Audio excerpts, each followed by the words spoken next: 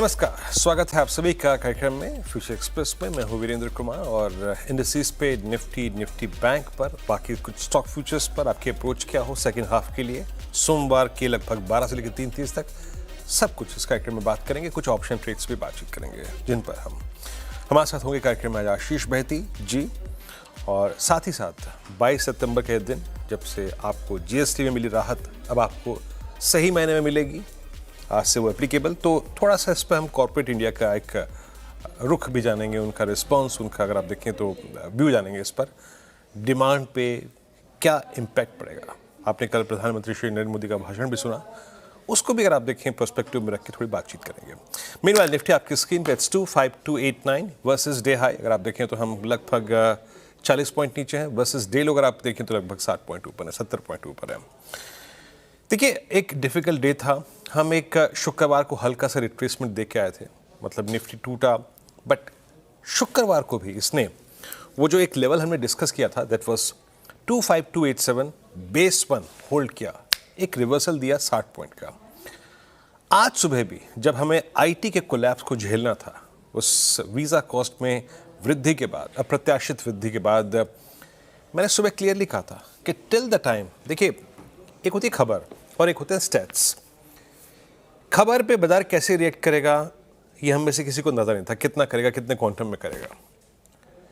But for me critical was base 1। ये क्या था, जब आपने 25,300 के पुट राइटर को छोड़ ही दिया, देखिए वो कुछ कर भी नहीं सकता था क्योंकि गैप डाउन हो जाता था, तो आप जाएंगे सेकेंड बेस्ट ट्रैजेक्टरी को टच करने के लिए, दैट वॉज 25262 एंड 212। ये एक जोन होगा टू पिक लॉन्ग एग्जैक्टली। अब जरा फुल फ्रेम पे निफ्टी लेके आइएगा, लो इज 212, 25,212 ही निफ्टी का आज का लो है, तो बेस 1 काम कर गया। क्या बात कही थी हमने what exactly will give you conviction to pick long at base 1, and that's Nifty bank. अगर निफ्टी बैंक नहीं पार्टिसिपेट कर रहा है इस फॉल में, इस गिरावट में, या फिर बेमन से है कंट्रीब्यूट कर रहा है, तो हमें पिक करना है। देखिए, बैंकों के लिए कोई बहुत नकारात्मक विषय नहीं था ये, उससे रिलेटेड खबर ही नहीं थी, तो वो ड्रैग हो रहे थे या नहीं हो रहे थे आपको देखना पड़ेगा। मैं निफ्टी बैंक पे भी आऊँगा, अभी वहाँ के लेवल्स पे भी आऊँगा, लेकिन एग्जैक्टली वो बेस 1 काम कर गया। बट जब बेस 1 पर ट्रेड को पिक करने की बात कही गई थी, एक बात मैंने और कही थी, the moment you will take base 1 for trade, for long trade, look at Nifty bank, वो अगर सपोर्टिव है तो पिक करिए लॉन्ग।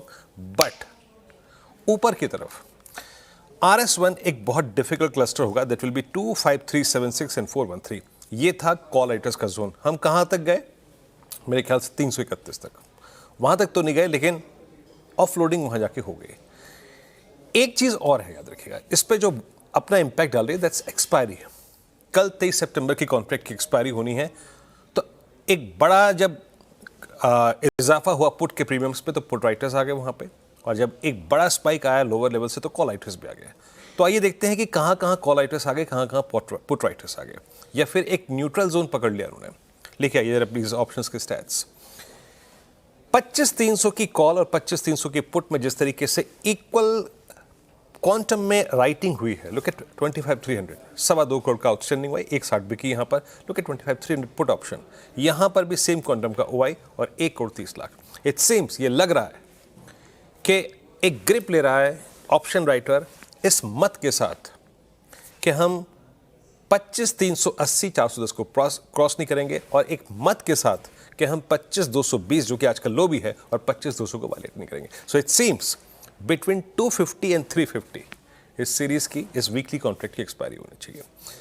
तो याद रखिएगा, अब हम फोकस उसी ट्रेड जोन पे करेंगे जिसकी वकालत हमने सुबह की थी, buy on dips closer to base 1 and closer to RS1 exit. But इस रेंज को, जिसे कहते हैं blast out of this range, कौन स्पॉन्सर कर सकता है? That's Nifty bank. Nifty bank लिखा है स्क्रीन पे। क्या बात हुई थी, ये जो वीज़ा कॉस्ट में इजाफा हुआ है, ये बैंकों को अगर आप देखें तो परेशान नहीं करेगा। ये वो ऐसा विषय है जो बैंक से संबंधित नहीं है। बेस 1 लिखा है, in any circumstances if Nifty banks comes to base 1, that was 5581 and 309, 309 level था, और बैंक निफ्टी का इंट्राडे लो है 315। आया ब्यूटीफुली, उस ट्रैजेक्टरी को छुआ, शूट अप कर गया।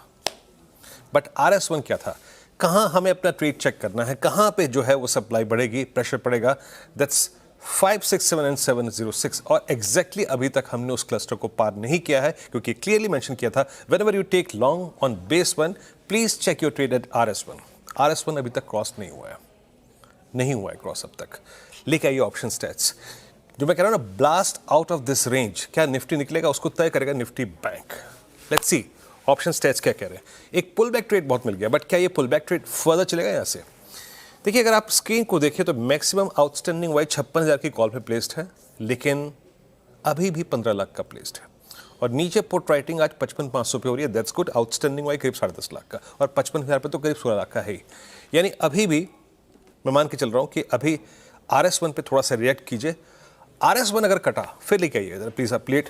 RS1 अगर कटा तो Nifty bank will give a swing towards 873 and 963।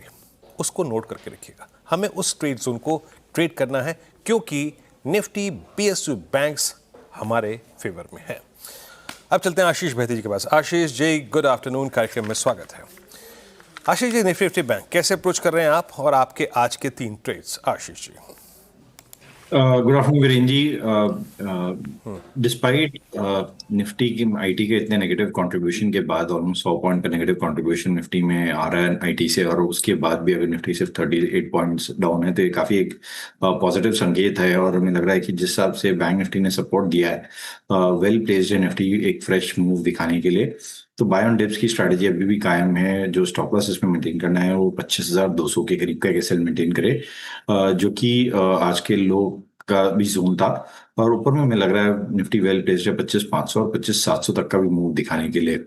वहीं अगर मैं बैंक निफ्टी की बात करूं तो यहाँ पे अच्छी स्ट्रेंथ देखने मिल रही है, और हमें लग रहा है कि इस स्ट्रेंथ को चेज करना चाहिए। स्पेसिफिकली जो इस हिसाब से PSU बैंक्स में मोमेंटम बना हुआ है वो काफी पॉजिटिव दिख रहा है।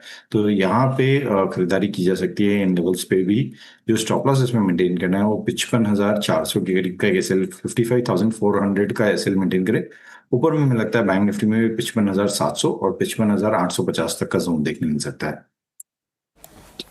ओके, ये है निफ्टी बैंक पे आशीष जी का व्यू। आशीष जी, अब आते हैं स्टॉक्स पे। कुछ स्टॉक्स में भी आपकी स्क्रीन पे रखूंगा जहां मुझे पॉसिबिलिटी लग रही है ब्लास्ट निकलने की इस रेंज से। जो चल रहा है वो चल ही रहा है, लेकिन सेकंड हाफ के लिए कुछ स्कैनिंग करेंगे। लेकिन पहले चलते हैं आशीष जी के 3 ट्रेड्स की तरफ। आशीष जी, क्या पिक कर रहे हैं आप? जी, वीरेन जी, तीनों डोमेस्टिक सेंट्रिक कंपनियों में ही फोकस रहेगा। पहला है पॉलीकैब, यहाँ पे मोमेंटम अच्छा बन रहा है, और जिस हिसाब से पॉलीकैब में एक स्ट्रेंथ देखने मिल रही है इन लेवल्स पे वो काफी इंप्रेसिव है। तो यहाँ खरीदारी की सलाह है। जो स्टॉप लॉस इसमें मेंटेन करना हो 7,550, 7550 का एसएल मेंटेन करे। ऊपर में हमें लगता है इसमें 7,850 और 8,000 तक के लेवल्स देखने मिल सकते हैं। दूसरा जो स्टॉक हमें अच्छा लग रहा है वो है ब्लू स्टार का। यहाँ पे भी अच्छा मोमेंटम बना हुआ है, और जिस हिसाब से डेली चार्ट्स में इसमें स्ट्रेंथ देखने मिल रही है वो काफी इंप्रेसिव है। तो यहाँ खरीदारी की सलाह है। जो स्टॉप लॉस इसमें मेंटेन करा वो 1960 का एसएल मेंटेन करे। ऊपर में हमें लगता है इसमें 2030 और 2060 तक का जोन देखने मिल सकता है। तीसरा जो स्टॉक काफी अच्छे स्ट्रेंथ में दिख रहा है और कंटिन्यूअसली स्ट्रेंथ में रहा है वो ट्यूब इन्वेस्टमेंट्स। पिछले लास्ट हफ्ते में, पिछले 2 दिन में उसमें थोड़ी सी गिरावट थी, और अब एक वापस अपॉर्चुनिटी बन रही है खरीदने के लिए। तो यहाँ पे खरीदारी की सलाह है। जो स्टॉप लॉस इसमें मेंटेन करना है वो 3,300 का एसएल मेंटेन करे। ऊपर में हमें लगता है इसमें 3,450 और 3,500 तक का जोन देखने मिल सकता है। ओके, 3 ट्रेड्स आपके हो गए। इनफैक्ट ट्यूब इन्वेस्टमेंट्स मैं भी अपनी समरी में नोट करके लाया था कि जहां जहां लेवल्स क्रॉस हो रहे हैं नज़र रखिएगा। ट्यूब इन्वेस्टमेंट्स आपकी कॉल है। उससे पहले आपने blue star white good segment में पिक किया, एंड स्पेशली जो वोल्टास की मैनेजमेंट की कमेंट्री थी उसके बाद वोल्टास बैकफुट पे, तो ब्लू स्टार को उसका एडवांटेज मिलता हुआ। एंड पॉलीकैब, ये 3 ट्रेड्स आपके पिक थे। तो 3 ट्रेड्स और रखिएगा। एक रखिएगा आप IFL। देखिए, मैं चोला फाइनेंस को देख रहा था, मैंने आज अभी ट्यूब इन्वेस्टमेंट्स को देखा। आप मुथूट फाइनेंस को देखिए, चोला फाइनेंस को देखिए। एक बार आप IFL रखिएगा। 454 आज यहाँ पे करीब 0.28% बिल्डअप। सुबह शॉर्ट कवरिंग थी, उसके बाद 454। एक इसको नोट करके रखिएगा सेकेंड हाफ के लिए, ये अपने लास्ट ड्यू एवरेज 50 डेमा को पार करता हुआ। एक इस पे टेक लूंगा और एक स्टॉक पे टेक लूंगा उसके बाद। ये FL को आप देखिए आशीष जी, एक स्ट्रॉन्ग बेस क्रिएट किया, 200 डेमा से पुल बैक आया, आज 455 के स्ट्राइक पे, कल के हाई को क्रॉस करता हुआ। कैसे अप्रोच करना चाहिए? क्या ये भी अपने आप को प्रिपेयर कर रहा है क्या 20 अगस्त के स्विंग हाई के लिए, जो कि करीब 475-480 की रेंज में था। जी, वीरेंद्र जी, यहाँ पे प्राइस एक्शन तो अच्छा बन रहा है, लेकिन मोमेंटम इंडिकेटर्स अभी भी आरएसआई जो है 50 के आसपास में ही ट्रेड कर रहे हैं, तो थोड़ा सा यहाँ पे अभी भी एक साइडवेज मोमेंटम का कैचअप है। थोड़ा सा अर्ली ट्रेड, मैं बोलूंगा एक ट्रेंड का अर्ली सिग्नल है कि यहाँ से अगर ये आरएसआई थोड़ा सा भी अपटेक दिखा था तो इसमें एक बड़ा मूव देखने मिल सकता है। तो खरीदारी की सलाह रहेगी इन लेवल्स पे। जो स्टॉप लॉस मेंटेन करना है वो 448 का एसएल मेंटेन करें। ऊपर में मुझे लगता है इसमें 475 तक का जोन देखने मिल सकता है। या 475 में जो मोमेंटम, एक हो गया ट्यूब इन्वेस्टमेंट्स, आईएफएल फिर लेके आइएगा। देखिए, अब कुछ चीज़ें चल चुकी है तो उसको बात करने का मतलब नहीं है। मैं एनबीसीसी लेके आया था, हुडको लेके आया था, लेकिन वो बहुत चल चुके हैं। बस एक जस्ट एक सेंस आपको लेना चाहूँगा टेक महिंद्रा पे। मेरे स्क्रीन पर कुछ चार्ट जो कि डे हाई पे फ्लो कर रहे हैं। It's 1503, a substantial recovery from base. Ashish ji, Tech Mahindra पे क्या अब ये हाई टेस्ट कर रहा है ड्यूरिंग द डे जो थे इसके, आपका व्यू इस वक्त? एक सिंगल आईटी स्टॉक आपसे पूछ रहा हूं मैं यहाँ पर। जी वीरेंद्र जी, प्रेशर तो है अभी भी, लेकिन नीचे में जिस हिसाब से रिकवरी हुई है, ऑलमोस्ट 1450 तक का लो बन गया था स्टॉक में और वहां से बहुत स्ट्रॉन्ग रिकवरी देखने मिली है। तो सर्टनली जिनके पास भी शॉर्ट है उनको तो एग्जिट करने की सलाह रहेगी। लॉन्ग हमें लग रहा है कि थोड़ा 20 डेमा तक का वेट करना चाहिए। 1517 के अगर ऊपर निकलता है ये तो वापस इसमें लॉन्ग जाया जा सकता है, क्योंकि स्टॉक 200 डेमा से अभी भी काफी नीचे ट्रेड कर रहा है। तो शॉर्ट्स को तो सर्टनली एग्जिट करने की सलाह रहेगी इनमें से, इसमें से अभी यहाँ पे। ओके, शॉर्ट पे एग्जिट करने की राय है। हमने 3-4 ट्रेड्स पे स्कैनिंग करी। लेट्स सी कैसा बिहेव करते हैं ये सेकंड हाफ में। एक ब्रेक लेते हैं और ब्रेक के मत जाइएगा बात कहीं और, क्योंकि जैसे कि आपने कल प्रधानमंत्री श्री नरेंद्र मोदी के भाषण में सुनाई था, जीएसटी की दरों में कटौती आज से जो लागू है वो सूर्योदय के साथ जीएसटी रिफॉर्म्स लागू होंगे। ये जो सूर्योदय हुआ है नया, इसको कॉर्पोरेट इंडिया इस वक्त कैसे सेंस कर रहा है? उनका अपने सेक्टर्स को लेकर, अपने डिमांड एनवायरनमेंट को लेकर क्या आउटलुक है? इसी क्रम में हम बातचीत करेंगे। आज हमारे साथ श्री रविंद्र कुमार कुंडू हमारे साथ चोला इन्वेस्ट के मौजूद होंगे। छोटे से ब्रेक के बाद आते हैं और उनसे गुफ्तगू शुरुआत करते हैं। अभी हाजिर होते हैं। चोला फाइनेंस की मैनेजमेंट से बातचीत करते हैं। हमारे साथ श्री रविंद्र कुमार कुंडू एमडी सीईओ मौजूद हैं इस वक्त बातचीत करने के लिए। हमने कहा था जैसे कि हम जीएसटी की दरों में हुई इस कटौती और जीएसटी ब्रैकेट्स का सिंप्लीफिकेशन होना, इन सब पे बातचीत करते हैं। सर नमस्कार, कार्यक्रम में स्वागत है। मेरे ख्याल से अगर आप सिर्फ आज ही नहीं सर, आप बीते 6 महीने को देखिए, 7 महीने को देखिए, जब से ये बजट पेश हुआ। पहले आम आदमी के लिए टैक्स कट, बड़ी राहत, टैक्स का सिंप्लीफाई होना, लोगों का न्यू टैक्स रिजीम में जाना, उसके बाद जीएसटी का कटना, जीएसटी प्रोसेस का सिंप्लीफाई होना, एक अच्छा मॉनसून, एक सीक्वेंस ऑफ इवेंट बहुत शानदार गया। एग्जैक्टली इन सब के बल पर आपको ये जो kick start of this festival season, वो कैसा लग रहा है? पहली प्रतिक्रिया आपकी जानना चाहूँगा चोला फाइनेंस के माध्यम से कि कैसा लग रहा है आपको किक स्टार्ट इस फेस्टिवल सीजन का? नमस्कार वीरेंद्र जी, सबसे पहले तो सीएनबीसी आवाज के सारे दर्शकों को नवरात्रि की हार्दिक शुभकामनाएं। और जैसा कि आपने सुना कल भी कि जीएसटी का रिफॉर्म आज सुबह से चालू हो चुका है। व्यवसाय के हर क्षेत्रों में इसका एक सकारात्मक प्रभाव दिखेगा। और चूंकि हमारी कंपनी जो है व्हीकल फाइनेंस में है, 55% हमारा व्हीकल फाइनेंस है, तो व्हीकल से रिलेटेड जो टैक्स की कटौती की गई है उसमें बहुत एक अच्छा प्रभाव देखने को मिलेगा। जैसा आपने कहा कि इनकम टैक्स कट, उसके बाद रिफॉर्म आया, फिर रेट कट आया, उसके बाद सीआरआर कट आया, अब जीएसटी कट, और आने वाले दिनों में 8th पे कमीशन आने के बाद सरकारी कर्मचारियों के हाथ में ज्यादा पैसे आने की संभावनाएं है। और साथ में जो एग्रीकल्चर ग्रोथ भी अच्छा है। इन सबको अगर आप देखते हैं, साथ में जो गाड़ियों की कमी अगर आप देख रहे हैं, करीब करीब 6 से 8% की कमी जीएसटी कट के कारण आ रही है। तो ये जो त्योहारी सीजन है जो आज से चालू होता है और कार्तिक पूर्णिमा तक चलता है, करीब 42 दिन का है। और इन दिनों में करीब करीब 15% का साल भर का व्यापार होता है। तो हमारी ये आशा है कि ये जो 15% का व्यापार जो साल भर का इन 42 दिन में होता है, वो करीब 20% से ऊपर जाएगा। और साथ में जो बेनिफिट है, जो छोटे कस्टमर है, जो कार्स और एमयूवी लेते हैं, टू व्हीलर लेते हैं, लाइट कमर्शियल व्हीकल लेते हैं, ऐसे कस्टमरों को ज्यादा फायदा मिलेगा। और बाद में जैसे जैसे अर्थव्यवस्था की रफ्तार बढ़ेगी, क्योंकि जीएसटी कट तो जारी रहेगा, आने वाले दिनों में एग्रीकल्चरल जब ग्रोथ आने को होगा और खरीफ की फसल आ जाएगी बाजार में, तो वो फिर कंटिन्यू होगा। तो सेकेंड हाफ पहले हाफ से बहुत अच्छा शानदार रहेगा। Okay, that's good. ये आपने जैसे कि कहा कि ये 3 महीने जिसमें एक सब्सटेंशियल बिजनेस होता है ऑफ एंटायर फिस्कल, वो अच्छा रहेगा। 20% का इजाफा आप बात कर रहे हैं।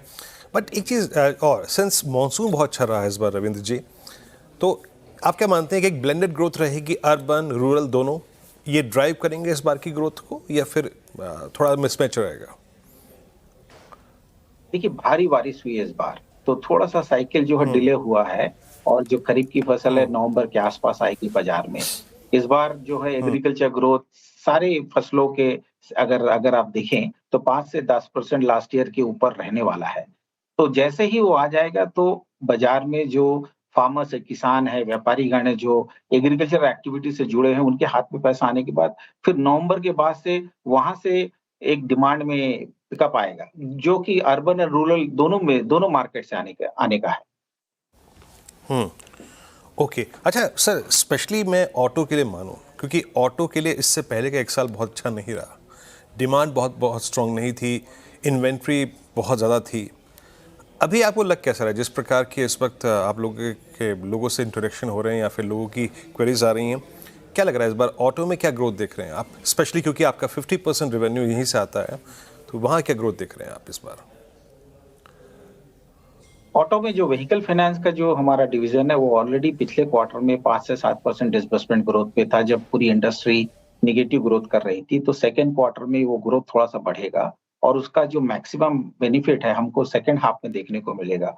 तो 10 से 12% का जो हमारा डिसबर्समेंट ग्रोथ का जो प्रेडिक्शन था पहले का, अब अगर मान लीजिए कि व्हीकल का सेल सेकंड हाफ में बढ़ता है, उसके कारण और थोड़ा इम्प्रूवमेंट होने की चांसेस है। तो एसेट ग्रोथ जो हम बार-बार बोलते रहे हैं कि 15 से 18% रहने वाला है, वो 15 से 18% इस साल भी रहेगा, और जैसे-जैसे आप देखेंगे कि व्हीकल की डिमांड और बढ़ेगी, तो 18% को हम फिर 20-22% में आते हुए देखेंगे अगले साल में।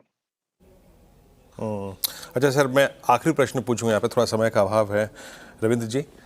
कुल मिला के आपका जो ऑफ टेक है वो कितना बढ़ता देख रहे हैं, डिसबर्समेंट्स कितनी बढ़ती हुई देख रहे हैं आप, और प्लस सेकेंड हाफ के लिए जिस हम देख रहे हैं, देखो कि आरबीआई ने लिक्विडिटी बहुत अच्छी मेंटेन की है, ये एनआईएम्स की ट्रेजेक्टरी क्या इंप्रूव होगी और कितने बेसिस पॉइंट इंप्रूव होगी वर्सेस फर्स्ट हाफ? देखिए, एक तो आपका जो ग्रोथ का प्रश्न है, वहाँ पर हम अभी करीब-करीब 23% के रफ्तार से ग्रो कर रहे हैं, जो हमारा ग्रोथ उसी लेवल पे मेंटेन रहने वाला है। ये एसेट ग्रोथ की बात कर रहा हूँ। और निम जो है, पिछले साल की तुलना में करीब 20% माने 20 बेसिस पॉइंट ऊपर जाने की संभावना है। उसका कारण है कि इनकम टैक्स जो रेट ऑफ इंटरेस्ट में जो कमी आई है, रेपो रेट का कट हुआ है, उसका धीरे-धीरे बेनिफिट आता जा रहा है। तो इस साल हमको करीब 20 बेसिस पॉइंट का बेनिफिट आएगा, अगले साल फिर 30 बेसिस का बेनिफिट आएगा। तो मार्जिन भी 20 से 25 बेसिस पॉइंट का इंक्रीमेंट इस साल होने वाला है, और बाकी का इंक्रीमेंट अगले साल आप देखेंगे।